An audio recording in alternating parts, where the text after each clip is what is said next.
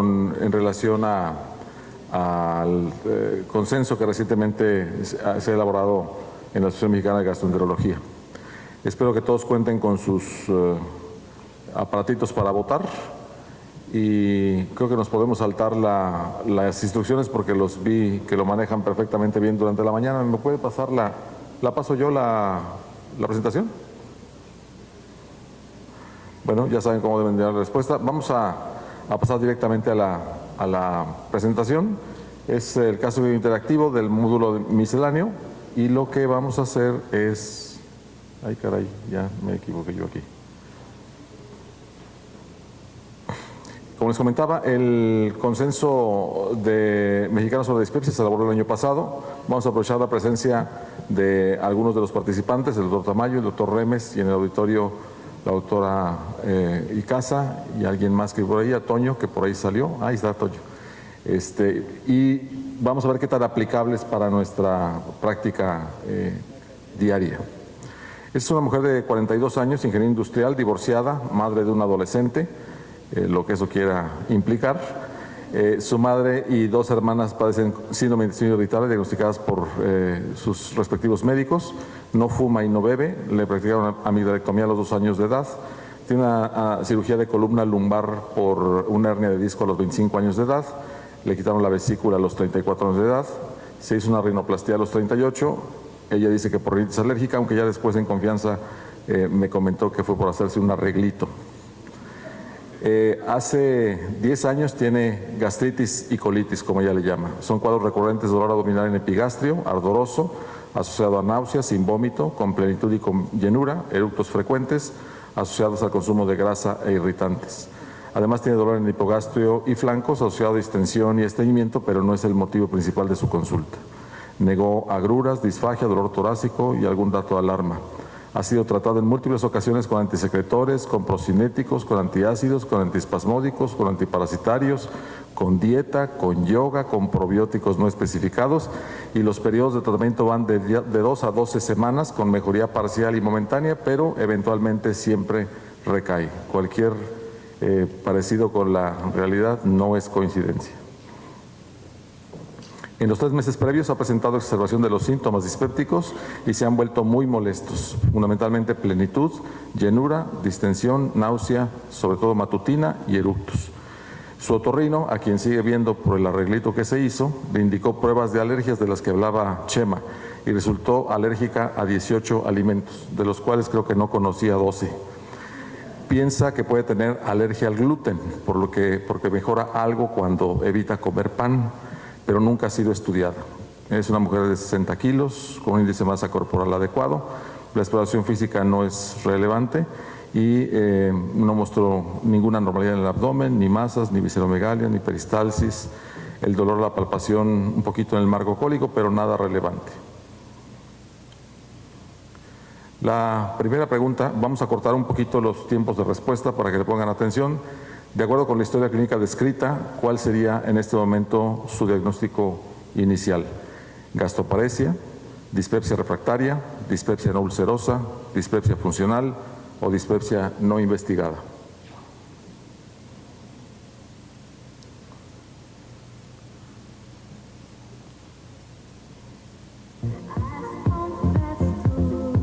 Ok, si les parece, paramos ahí.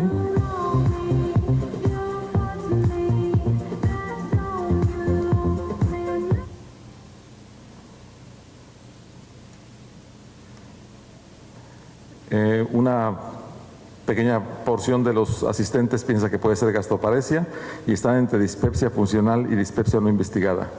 José Luis, ¿nos puedes aclarar el término? ¿Nos abren los micrófonos?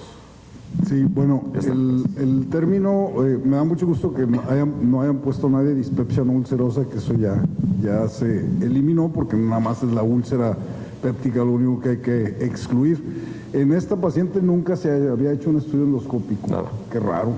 Sí. ¿Es de San Luis? No, es que le dio prioridad al arreglito de la nariz. Okay. Bueno, la nomenclatura, estrictamente hablando, esta paciente es una dispepsia no investigada, porque a diferencia del síndrome de intestino irritable, donde sí hay podemos hacer un diagnóstico basado en síntomas. En dispepsia funcional tiene que ser un diagnóstico no por exclusión de con grandes estudios, pero sí tenemos que hacer cuando menos los estudios mínimos indispensables para excluir las causas principales, que es la úlcera péptica, la úlcera duodenal, una gastritis ya propiamente dicha, y lo más temido por los pacientes de que tengan un cáncer, ¿no? Que es lo menos probable que nosotros encontremos. Entonces, en este caso es una dispepsia no investigada. Correcto. El primer enunciado del consenso habla al respecto. La dispepsia es un síndrome que se define por la presencia de malestar en epigastrio crónico y recurrente que integra diversos síntomas como dolor, ardor, distensión, saciedad temprana, plenitud, eructos y náusea. Quisimos hacer esta recomendación porque, como también se comentó en el módulo de la mañana, se siguen utilizando los términos de manera muy irregular y como si fueran sinónimos. Dispepsia, de acuerdo al consenso, se divide en no investigada, como ya lo comentó José Luis, cuando no se ha hecho ningún estudio sobre la posible causa, orgánica o secundaria, cuando ya se han identificado lesiones estructurales o enfermedades sistémicas que expliquen los síntomas, y funcional, cuando el síndrome no se asocia a lesiones o enfermedades detectables. ¿Con cuál de las siguientes frases está usted de acuerdo con respecto al diagnóstico de esta enferma? Puede establecer el diagnóstico positivo con base en los criterios clínicos basados en síntomas, requiere una endoscopía diagnóstica o sugiere no hacer estudios hasta tratarla en forma adecuada. Vamos a votar. Muy bien. Aquí se divide un poquito más. Chema, comentarios. Una tercera parte, ¿no? Okay, 33%, ¿verdad? Piensa que puede establecerse el diagnóstico basado en los síntomas clínicos. Para la mitad aproximadamente se requiere una endoscopía y una proporción menor no hacer estudios hasta tratarla en forma adecuada. ¿Qué opinas? Yo creo que la historia clínica es muy clara en lo crónico de los síntomas. O sea, el contexto en el paciente con dispepsia no investigada, como el caso que presentas, es cuándo investigarla, ¿no? Y de repente nos queda claro que es una gente que tiene factores de riesgo, que es mayor de 50 años, que fuma, que toma AINES, que tiene antecedentes de cáncer gástrico. Ya se hubiera estudiado antes, y esa era la pregunta de José Luis, ¿a poco no tiene una endoscopia antes? En esta paciente, si los síntomas fueran de recién diagnóstico, probablemente, pues no, yo creo que podemos no hacer nada. Pero tiene muchos años, tiene una respuesta, me parece, parcial y que recae, o sea, tiene recaídas y lleva más o menos 5 años. Me parece que en este momento establecer el diagnóstico positivo de dispepsia funcional sin estudiarla, pudiéramos estar dejando pasar algunas otras entidades que sí expliquen los síntomas. Ojo, yo creo que tiene una dispepsia funcional, pero se tiene que estudiar. Y probablemente en qué momento hacer el estudio endoscópico, eso es lo que a veces nos cuesta trabajo ponernos de acuerdo, porque tiene 41 años de edad, ¿no? Ahora, correcto. ¿Tú querías comentar? En el enunciado 6 del consenso se estableció que los criterios diagnósticos basados en síntomas permiten establecer el diagnóstico positivo de dispepsia funcional en la mayoría de los enfermos que no tengan síntomas o signos de alarma, que es el caso, y sin factores de riesgo para el desarrollo de las enfermedades orgánicas. No obstante, como comenta Chema, los criterios de Roma 3 y 4 requieren la realización de una endoscopía para descartar la presencia de dispepsia orgánica o secundaria. ¿Qué opina de realizar entonces una endoscopía diagnóstica en este caso? No aplica por carecer de datos de alarma, aplica por síntomas crónicos y refractarios, es indispensable para quienes pensaban en el diagnóstico de gastroparesia, o me gustaría realizar otros estudios antes. ¿Votamos? Muy bien. Le quiero pedir a la doctora Araceli, quien es gastroenteróloga y endoscopista de aquí de Veracruz, que nos ayude con esta respuesta. Una proporción importante comenta que aplica por síntomas. José Luis, ayúdame porque no veo. Crónicos y refractarios. Gracias. Bueno, ya había dado la respuesta el doctor Remes, estamos totalmente de acuerdo. Ya es una paciente con síntomas crónicos que no ha tenido una mejoría adecuada al tratamiento médico convencional, entonces estamos de acuerdo en que se debe de realizar la endoscopía. Correcto. Yo solamente quisiera hacer un comentario. Sí. La pregunta dice una endoscopía. Sí, no, No 2, 3, cada año. 4, 5, porque eso es lo habitual. Yo comparto igual el extrañamiento con José Luis, de que no tenía ni una endoscopía. Y en lo que nosotros estamos evaluando ahorita de los pacientes que llegan al consultorio en el estudio de síntomas, una de las preguntas es esa: ¿cuántos estudios se les han hecho antes de llegar con un especialista? Y llevan 2 o 3 endoscopías. Y a veces la excusa para hacer otra vez otra endoscopía es que no tomó biopsias del estómago para buscar el Helicobacter, o sí le tomó de estómago, pero yo le voy a biopsiar duodeno, o el patólogo es malo, ¿no? Entonces yo creo que el objetivo de esa única endoscopía debe ser muy, muy claro. O sea, ¿qué vas a buscar? Vas a buscar enfermedad acidopéptica, vas a buscar lesiones duodenales, vas a buscar el Helicobacter pylori, y eso es bien importante recalcar. O sea, esa endoscopía tiene que contestar varias preguntas, ¿no? Esto es infeccioso, esto es relacionado con medicamentos, Inflamatorio, ¿no? ajá, correcto. El 10º enunciado del consenso dice que la endoscopía debe realizarse en todo paciente con dispepsia no investigada que presente síntomas y signos de alarma o ante la falla de un tratamiento inicial orientado al síntoma predominante, que posiblemente sea el caso actual. Esta es la endoscopía. Yo desde aquí la veo muy roja, pero en las pantallas se ve mejor. Básicamente es una endoscopía normal. La unión esofagogástrica coincide con el pinzamiento, no hay erosiones, quizá un discreto patrón nodular en el antro, el fondo normal, el duodeno bien. Las biopsias para Helicobacter fueron negativas y las biopsias duodenales no mostraron alteraciones. Con estos hallazgos, ¿cuál de estos hallazgos considera más relevantes? La nodularidad antral, el eritema de la porción prepilórica, la ausencia de erosiones, úlceras o neoplasias, o la vasculatura visible del fondo. ¿Podemos votar? Endoscopía normal y que tiene biopsias normales, ¿no? Yo creo que eso es lo más importante. En una paciente que ya sabíamos, o lo más probable es que fuera a hacer un estudio normal, como dijo Chema, que no tenía ningún síntoma de alarma y que con sus puros datos clínicos, la alta probabilidad de que fuera una endoscopía normal y etiquetarla como una dispepsia funcional, ahora sí. Coincide con el público en la mayoría, sí, Chema. Yo creo que esto también no es nada más una intervención diagnóstica, sino también tiene a veces cumple un fin terapéutico, que es temor que tienen los pacientes al cáncer, la cancerofobia, que en intestino irritable lo vemos y es más cuestionable, pero en dispepsia hay varios estudios, y tú te acordarás, Ramón, porque alguna vez escribiste al respecto, el cómo hacer esta endoscopía, decirle al paciente no tiene nada. Un porcentaje importante de pacientes, sus síntomas mejoran. ¿Cuánto tiempo y cuánto dura este efecto? Es a veces difícil de medir, pero se contesta esta pregunta, que pudiera incluso estar haciendo que el síntoma esté persistiendo. Entonces, a veces parece que hacemos endoscopía terapéutica sin haber hecho nada, ¿no? Así es. Como este caso. Correcto. Bueno, el enunciado 2 dice que los cambios mínimos detectados por endoscopia convencional de la mucosa del esófago, estómago y duodeno, por ejemplo, el enrojecimiento, la palidez, la nodularidad de algunos segmentos, el incremento del patrón vascular, el puntillo eritematoso, son inespecíficos y muestran gran variabilidad interobservador. Su detección en pacientes con criterios clínicos no descarta el diagnóstico de dispepsia funcional. ¿Cómo puede incrementar el rendimiento diagnóstico de la endoscopía en un caso como este?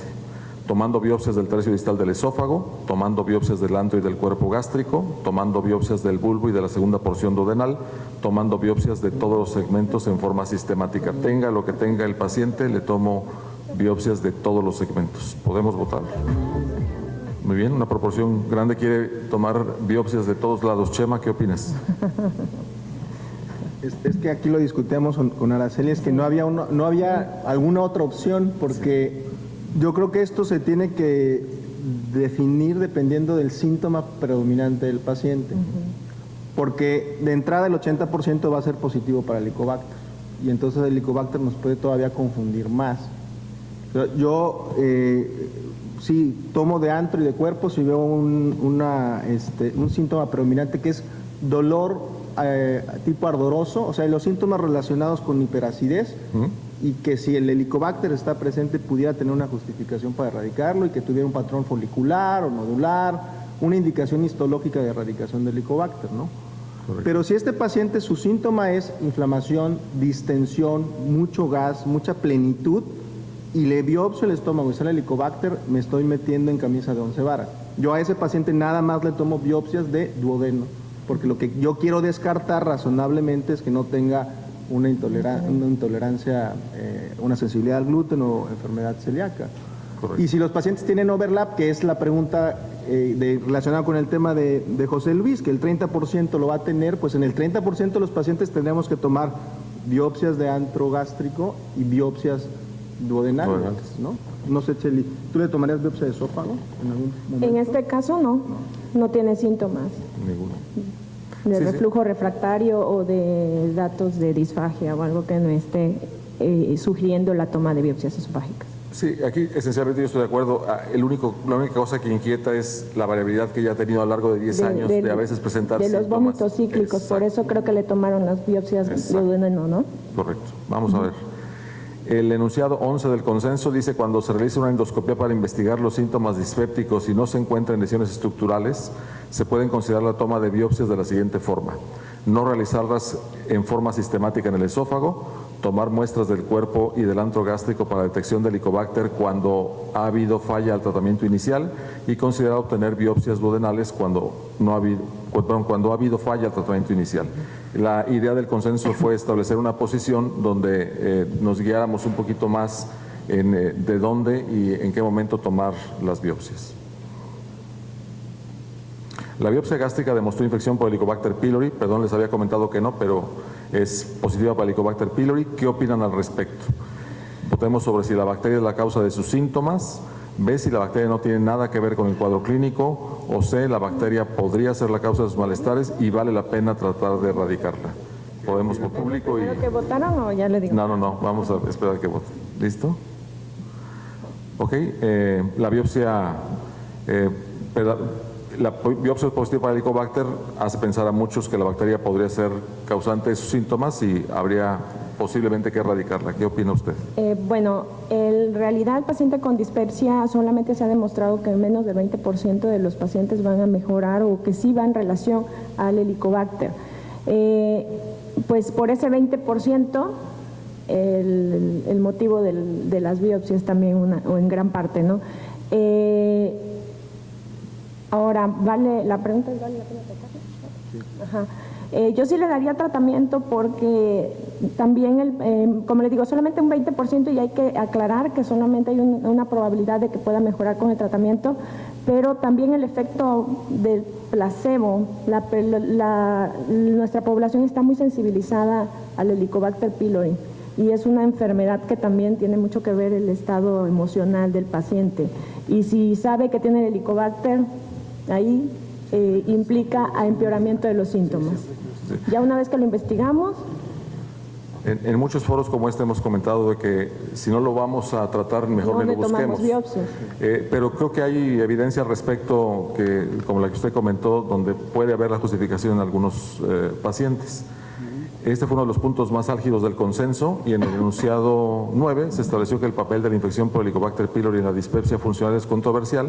Esta bacteria se asocia a trastornos motores, secretores e inflamatorios que pueden generar síntomas dispépticos, por lo que en algunos enfermos podrían beneficiarse de su erradicación. En esta paciente en especial es necesario hacer otros estudios. La opción A es que no, es suficiente con la endoscopía. B, si piensan que un ultrasonido abdominal puede ser útil por sospecha de enfermedad biliar. C, si le quieren hacer una tomografía abdominal por alguna patología pancreática. D, por aquellos que todavía piensen que pueda tener gastroparesia y el vaciamiento gástrico se tiene que medir, o le quieren hacer de una vez todo. Votamos. Comentario de la votación. Una buena proporción prefiere, entiendo, no hacer nada. Sí, ¿verdad? Es suficiente con la endoscopía. Y proporciones menores, un ultrasonido, y algunos aventados dicen que todo.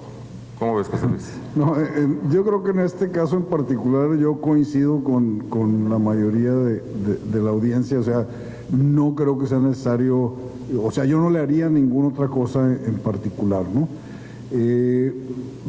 posiblemente si su síntoma principal o el motivo que la llevó a la consulta era dolor abdominal, pues no sé, en un momento dado, pero no es un dolor típico o característico de patología biliar, yo creo que cuando mucho se le podría hacer un ultrasonido, que es un estudio pues no invasivo, no caro, que está disponible pues hasta en los consultorios de los ginecólogos, ¿no? Pero no vale la pena en este caso en particular hacer ningún otro estudio. No hay datos para sospechar en patología pancreática y mucho menos en alteraciones de gastroparesia. Chema. Sí, yo creo que en esta racional es eso, pero habría que esperar la respuesta al tratamiento, lo que decía Araceli. Yo tengo, siempre que veo a estos pacientes que tienen el terror al maldito bicho, ¿no? Al Helicobacter, la racional es, si lo busco, lo trato. Si no lo trato yo, lo va a tratar alguien más. Mejor lo trato yo. Y lo trato bien, o sea, con un esquema que sé que pueda funcionar. Y al paciente le digo, y si lo trato, te aguantas 2 semanas, porque a veces no lo toleran. Y si lo aguantas, te esperas, ¿no? ¿Cuánto? 6 semanas para ver si realmente respondió o no respondió. Y ahí es donde puede aparecer ese 20% que dice Araceli, o a lo mejor ese 20%, si el paciente hace eso, incluso mejora un poquito más. Y si no mejora, entonces, dependiendo de la evolución de los síntomas, habría que hacerlo del ultrasonido, ¿no? O ya no hacer nada más e irse con un tratamiento más que module el eje intestino-cerebro, ¿no? Correcto. Pero yo creo que es muy importante explicarle al paciente, o sea, yo estoy de acuerdo en tratarlo, o sea, si investigaste y es positivo hay que tratarlo, pero hay que explicarle todo lo que dijo Chema y decirle que tiene la probabilidad de 1 en 14 de no responder, o sea, y de que aunque le erradiquemos la bacteria, no digo de no responder los síntomas, ¿no? Aunque se erradique la bacteria, probablemente siga con los mismos o con muchos de sus molestias, para que no se decepcione más. Y que si mejora, posiblemente lo haga varias semanas después de recibir el tratamiento, porque no es inmediato.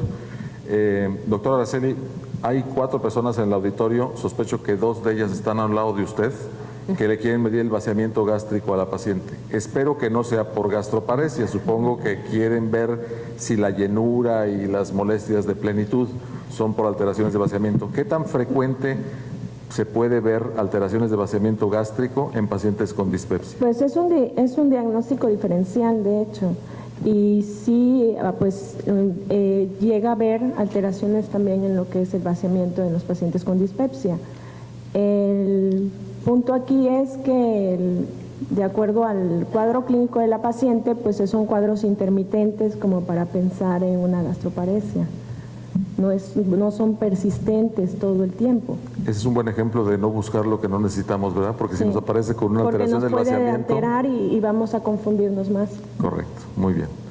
Bueno, el enunciado 13 del consenso dice que los estudios de imagen como ultrasonido, tomografía, vaciamiento gástrico por gamografía pueden ser útiles en algunos pacientes con dispepsia refractaria con sospecha de gastroparesia, enfermedad biliar o pancreática, pero la selección de estas pruebas debe ser individualizada. ¿Y qué hay de hacer estudios funcionales? Votemos con respecto a si son útiles o no, si queremos hacer una prueba de carga de agua o con bebida nutricional, a lo mejor un ultrasonido para establecer el vaciamiento gástrico y la acomodación fúndica, medir el vaciamiento por gamografía o prueba de aliento, o mejor hacer todos porque se complementan y nos dan informes diferentes. ¿Votamos? Agua. Pues yo creo que en este caso pues no son útiles porque estamos incrementando costos y esto es más para fines de investigación muchas veces y en la práctica clínica no son redituables, ¿no? Correcto. El enunciado 14 habla acerca de los estudios funcionales, carga de agua, bebidas nutricionales, prueba de aliento para evaluar vaciamiento gástrico, ultrasonido para acomodación, vaciamiento gástrico por gamografía, no correlación con los síntomas ni con la respuesta del tratamiento, por lo que no se recomienda su empleo rutinario en la práctica diaria y, como dijo Araceli, básicamente son para fines de investigación. Recordar, volviendo al bicho, qué conducta seguir con respecto a la infección por Helicobacter. Aquí se las puse en sentido dicotómico, voten a favor de erradicar la bacteria o B, portarnos ecológicos y conservar el bicho. ¿Votamos?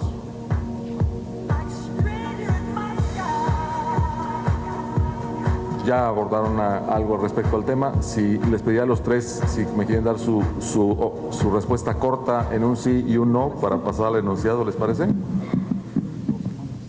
Sí. ¿Ok? Sí. A favor. José Luis. Sí, yo también estoy a favor. ahí Chema, dicen- sí. Chema también. Sí, o sea, Araceli. definitivamente. Araceli. Si Sí, de acuerdo. investigamos, sí. Correcto. Es que si ya está investigada, ya hay que erradicar. Ok. El enunciado 23 dice: la terapia de erradicación puede ser efectiva en un subgrupo de pacientes con displasia funcional e infección por Helicobacter pylori. No existen predictores que definan al subgrupo potencialmente respondedor. Y aquí encajan todos los comentarios que se hicieron con respecto a los cuidados que tenemos que tener al avisarle al paciente, bueno, los posibles riesgos y beneficios, el posible efecto tardío y todo lo que se comentó. Vamos a eliminar un poquito de la mente al Helicobacter en un paciente con dispepsia que no tuviese Helicobacter, pero sí las características recurrentes del paciente en cuestión. ¿Qué opción de tratamiento farmacológico elegirían? Antiácido, sucralfato, bismuto o dimeticona, es decir, agentes de acción local, antisecretores, inhibidores de bomba o bloqueadores H2, procinéticos, antidepresivos tricíclicos, ansiolíticos, antidepresivos, inhibidores selectivos de recaptura de serotonina. Vamos a ponerlo en el contexto de esta misma paciente que no respondió a la terapia de erradicación. ¿Les parece? Para que sea más clara la pregunta. Votamos con respecto a qué opción de tratamiento farmacológico elegirían en un caso donde no hubiera una respuesta adecuada a la erradicación por Helicobacter.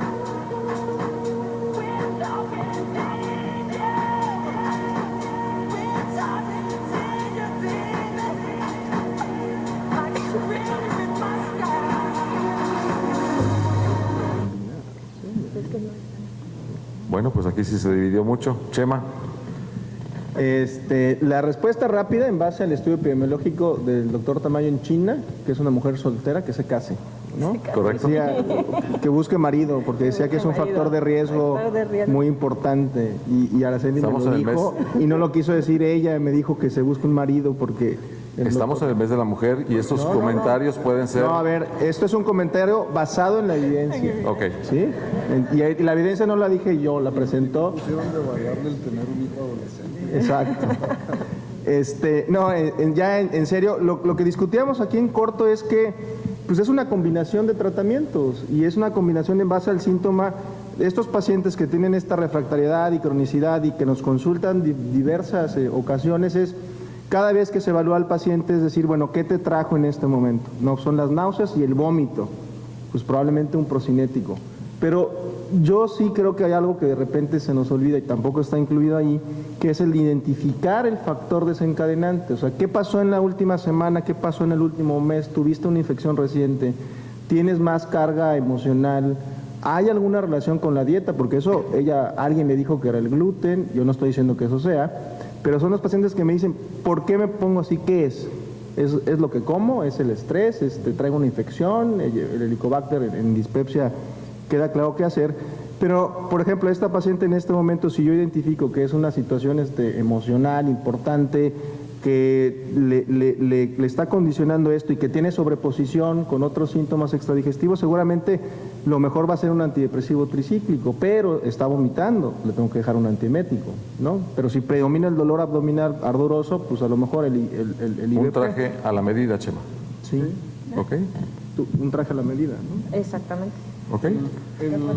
La opinión de los expertos, o sea, nos dice que si es de predominio dolor de tipo ardoroso, empecemos con un antisecretor, sobre todo un IBP. Si es más del tipo de molestias o distrés postprandial, un procinético.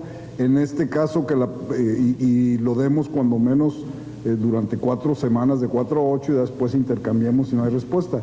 En este caso que tenía síntomas, o sea, este era un típico caso donde había una sobreposición de los dos tipos de dispepsia, tampoco es descabellado empezar con la combinación de un IVP más un procinético, como nos mencionó hoy en la mañana la revisión sistemática de Cochrane de hace 2 días, ¿verdad? Donde al parecer hasta es una ventaja el manejarlos con esa combinación de IVPs con procinéticos, de tal manera que es un traje a la medida definitivamente. Ella que ya está multitratada y que ya ha venido varias veces y eso, también debemos de pensar en lo que dice Chema, darle un tricíclico, ¿no? Correcto. Estos en el consenso van a encontrar los grados de evidencia y la fuerza de recomendación para los diferentes fármacos. Se los presento así brevemente. Con buena evidencia los inhibidores de bomba y los bloqueadores H2, los procinéticos, el erradicar la bacteria, los antidepresivos tricíclicos. No hay evidencia suficiente para inhibidores selectivos de recaptura de serotonina ni con ansiolíticos, y la evidencia es menor para agentes de acción local. ¿Podría ser útil alguna opción no farmacológica? Voten por probióticos, prebióticos y simbióticos, por acupuntura o electroacupuntura, por herbolaria o por terapias psicológicas. Esta es la última pregunta del caso. Araceli nos ayuda con el comentario de esta respuesta. Vamos a hablar un poquito y muy breve sobre terapias alternativas en dispepsia. Pues realmente, pues prácticamente todas están también descritas, ¿no? Y que pues también el efecto ahí que ayudan como de cierta manera, porque el paciente pues le tiene a veces mucha confianza a estos manejos alternativos, ¿no? Pero pues yo me iría más por terapia psicológica. Ok, fíjense que me llama mucho la atención, observen cómo la mayoría se fue hacia probióticos, prebióticos, simbióticos y hacia terapias psicológicas. Y curiosamente, el consenso habla sobre prebióticos, probióticos, simbióticos, no ha demostrado mejoría clínica. Acupuntura y electroacupuntura, aunque hay estudios no suficientes para que se recomiende su empleo, la mejor evidencia al momento actual de terapia alternativa está en relación a la herbolaria, se los comenté hace un rato en gastroparesia, y las terapias psicológicas no tienen evidencia suficiente. Hay que estar alertas al respecto, pero son líneas que tenemos que seguir. Pues yo les agradezco mucho a los participantes, a ustedes por su participación. Los invito a 2 cosas. Los invito a que consulten el consenso sobre la dispepsia, que aparecerá en el portal de la asociación y en la revista de Gastroenterología de México en próximas fechas. Entren al portal de la revista, es de acceso abierto, bajan los artículos que ya están próximos a publicarse. Y pues a que nos acompañen al simposio satélite de Allergan, donde nuestros invitados, en especial el doctor Mearin, nos presentará datos importantes sobre nuevas evidencias en la terapia del intestino irritable con estreñimiento y estreñimiento funcional. A la salida están los camiones que nos van a llevar al sitio del evento. Muchas gracias.